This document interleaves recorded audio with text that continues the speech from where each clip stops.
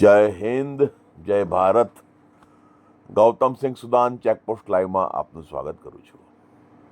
શું આપ જાણો છો મારા નડિયાદના વાલા ભાઈઓ બહેનો, શું આપ જાણો છો નડિયાદના ટાઉન પોલીસ સ્ટેશનના પીઆઈ શ્રી? શું આપ જાણો છો ખેડા જિલ્લાના પોલીસ પ્રશાસનના મોટા અધિકારીઓ શ્રી? દેશી દારૂ ઉત્પાદક, દેશી દારૂની ભઠ્ઠીઓ ચલાવનારાઓ ને જે દેશી દારૂ માટેનો ગોળ સપ્લાય કરે છે, એ અલગ ગોળ આવે, કાળા રંગનો આવે છે, કથ્થઈ રંગ જેવો.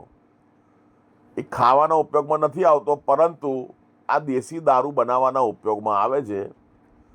અને એ અઠવાડિયામાં 4 થી 5 મોટી ગાડીઓ દેશી દારૂના ગોળની ઉતારે છે, એવું માહિતગાર સૂત્રો દ્વારા જાણવા મળ્યું છે. શું એ બાબતે કોઈ કાર્યવાહી અત્યાર સુધી કોઈએ કરી? જો મારા સુધી એ માહિતી આવી શકતી હોય તો નડિયાદના પોલીસ વિભાગ સુધી જરૂરથી એ માહિતી પહોંચી શકે, કે પહોંચી હશે તો અત્યાર સુધી શા માટે એ દેશી દારૂના જે સપ્લાયર ભાઈ છે, એમના જે ગોડાઉનમાં જે દેશી દારૂનો ગોળ સપ્લાય કરે છે, તેને હજી સુધી કેમ સકંજામાં લેવામાં આવેલ નથી? માહિતગાર સૂત્રોનું કહેવું છે કે ભાઈ અમુક લોકોને સાચવે છે, અને પાછા અમુક લોકોને એવું બી કહે છે કે હું તો ભરણ આપું છું. કે હવે આ ભરણનો અર્થ શું સમજવો? આ તમામ માહિતી માહિતગાર સૂત્રો દ્વારા જાણવા મળી છે, બરાબર છે. એટલે પોલીસ વિભાગે પોતાની રીતે તપાસ કરી, ઇન્વેસ્ટિગેશન કરી અને રેડ કરી, અને એ જે ગોળનો વેપારી છે એને સકંજામાં લઈ અને એ ગોડાઉનને સીલ કરવા માટે આપને નમ્ર વિનંતી છે. જય હિન્દ, જય ભારત. અમારી ચેનલને લાઈક કરો, શેર કરો, સબસ્ક્રાઈબ કરો.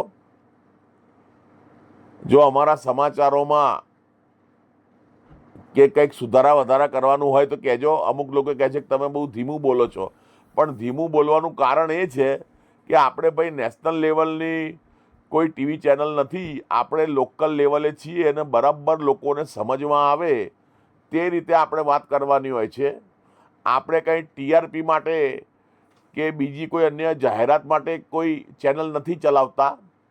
આપણે નડિયાદની જનતાને સત્ય જાણવા મળે તે બાબતની આપણે વાત કરીએ છીએ. એમાં અમુક લોકોને ચચરે પણ છે કે આ સરદારજીને આપણા નડિયાદમાં શું મગજમારી છે. પણ પહેલાં વાત એવી છે કે અમે નાનપણમાં અહીંયા ભણેલા છીએ, અને અમારા સ્કૂલમાં આપણે ચોપડી, સરકારી જે બુક આવે ગવર્મેન્ટ ઓફ ગુજરાતની જે ભણવાની, એમાં પહેલા પાના ઉપર એક પ્રતિજ્ઞાપત્ર આવતું હતું કે ભારત મારો દેશ છે ને બધા ભારતીયો મારા ભાઈ બહેન છે, બરાબર? એ દરેક બાળક જાણતું હશે. અમને તો રોજ એ બોલાવડાવતા હતા સ્કૂલમાં. એટલે એના અનુસંધાનમાં એ પ્રતિજ્ઞાપત્ર અમે વાંચેલું છે. એટલે બીજો કોઈ પ્રશ્ન રહેતો નથી કે બહારનો માણસ છે કે અહીંનો માણસ છે કે તઈનો માણસ છે. જ્યારે આઝાદી મળી ત્યારે અમારા શીખ સમાજે, અમારા પંજાબના લોકોએ સૌથી વધુ બલિદાન આપેલા છે. એટલે એવા બધા પ્રશ્નો કરનારા હોય છે ને, પ્રશ્નો કરવા નહીં, કારણ કે આઈ એમ MA વિથ હિસ્ટ્રી, બરોબર છે, ઇતિહાસ સાથે MA કરેલું છે. એટલે મારી પાસે આવજો, તમને બધું ડેટા સાથે જવાબ આપી દઈશ. જય હિન્દ, જય ભારત.